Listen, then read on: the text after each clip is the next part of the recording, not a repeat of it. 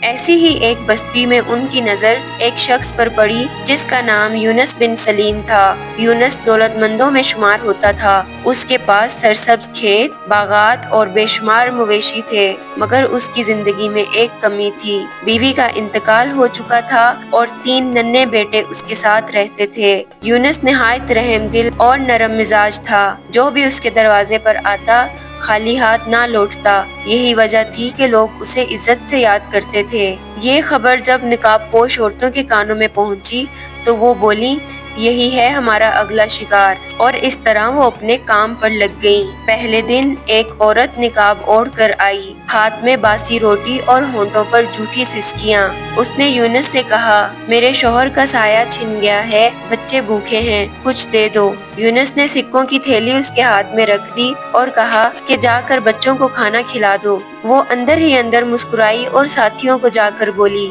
شکار نہایت نرم دل ہے۔